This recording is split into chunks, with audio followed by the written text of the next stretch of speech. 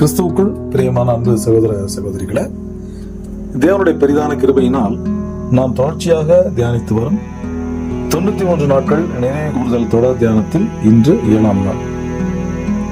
இன்றைய நம் தியானத்தின் தலைப்பு மீட்பின் வரலாறு, இஸ்ரேலின் பஸ்கா பண்டிகை மற்றும் அதன் படிப்பினைகள். முதலாவதாக இஸ்ரேலின் பஸ்கா வரலாறு பற்றி பார்க்கலாம்.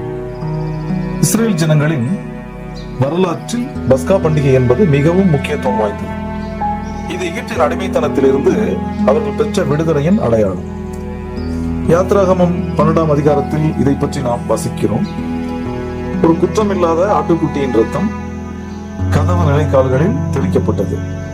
அதன் மூலம் எகிப்து தேசம் முழுவதும் வந்த அந்த பயங்கரமான மரண தண்டனையிலிருந்து இஸ்ரேலின் முதல் பிறந்தவர்கள் காப்பாற்றப்பட்டார்கள்.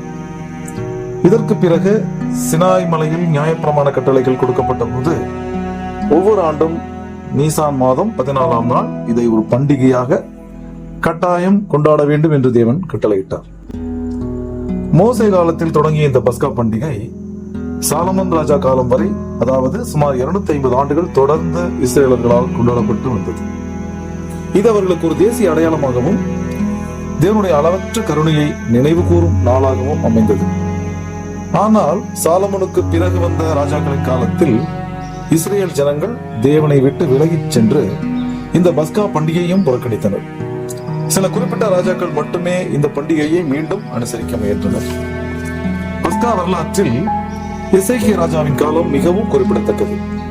சுமார் கிமு 715ஆம் ஆண்டில் எசேக்கியா ராஜா எருசலேம் தேவாலயத்தை சுத்தப்படுத்தி யூதா ஜனங்களுக்கும் இஸ்ரேலின் 10 கோத்திரங்களுக்கும் பஸ்கா பண்டிகையை கொண்டாட அழைப்பு விடுத்தார். இதற்காக அவர்கள் தூதர்கள் மூலம் கடிதங்களை அனுப்பி ஜனங்களை அழைத்தார். சாலமன் காலத்திற்கு பிறகு நடைபெற்ற மிகப்பெரிய பஸ்கா இதுதான். லட்சக்கணக்கான ஜனங்கள் எருசலேமில் கூடினார்கள். கொண்டாட்டம் எவ்வளவு உற்சாகமாக இருந்தது என்றால், திட்டமிடப்பட்ட 7 நாட்களை தாண்டி மேலும் 7 நாட்கள் நீட்டிக்கப்பட்டு மொத்தம் 14 நாட்கள் இந்த பண்டிகை கொண்டாடப்பட்டது. இது அப்போது அந்த தேசத்தில் ஒரு பெரிய ஆன்மீக மறுமலர்ச்சியை ஏற்படுத்தியது. இஸ்ரேலின் 10 கோத்திரங்களில் இருந்தவர்கள் கூட தங்களை தாழ்த்தி இந்த கொண்டாட்டத்தில் கலந்து கொண்டனர். இதற்கு பிறகு கிமு 621 யோசியா ராஜாவின் காலத்தில் தேவாலயம் சீரமைக்கப்பட்டது. பின்னர் பஸ்கா எருசலேமில் ஆசரிக்கப்பட்டது. பின்னர் பாபிலோனிய அடிமைத்தனத்திற்கு பிறகு எஸ்ராவின் காலத்திலும் இந்த பண்டிகை மீண்டும் கொண்டாடப்பட்டது. இறுதியாக நம்முடைய கர்த்தராகிய இயேசு கிறிஸ்து இந்த உலகத்தில் வாழ்ந்த போது அவரும் நியாயப்பிரமாணத்திற்கு கீழ்ப்பட்ட ஒரு யூதராகவே இருந்தார். எனவே அவர் சரியான முறைமையின்படி இந்த பஸ்கா பண்டிகையை கடைபிடித்தார். அவர் சிலுவையில் அறையப்படுவதற்கு முந்தைய இரவில் பஸ்கா அனுசரிப்பில் ஒரு புதிய மாற்றத்தை கொண்டு வந்தார்.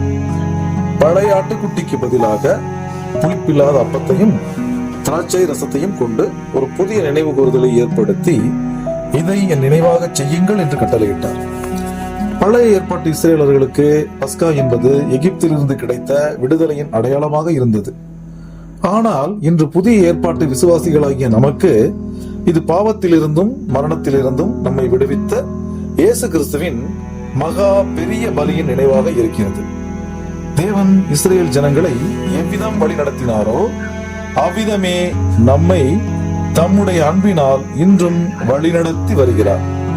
தேவ கிருபையும் இரக்கமும் தொடர்ந்து ஒவ்வொரு நாளும் நம்மை வழிநடத்துவதாக. அன்பு சகோதர சகோதரிகளே, நமது தொடர் தியானத்தில் நாளைய நமது தியானத்தின் தலைப்பு ராஜாவின் மனம் திரும்ப, தேசத்தின் மீட்பு. இதற்கான ஆழமான சத்திய விளக்கத்தோடு நாளை நாம் சந்திப்போம். கிறிஸ்துவுக்குள் பிரியமான சகோதர சகோதரிகளே, இதுபோன்ற அநேகம் ஆழமான சத்தியங்களை முழுமையாக பார்க்க நமது சத்திய கருவூலம் யூடியூப் சேனலை சப்ஸ்கிரைப் செய்து பயன்பெறுங்கள்.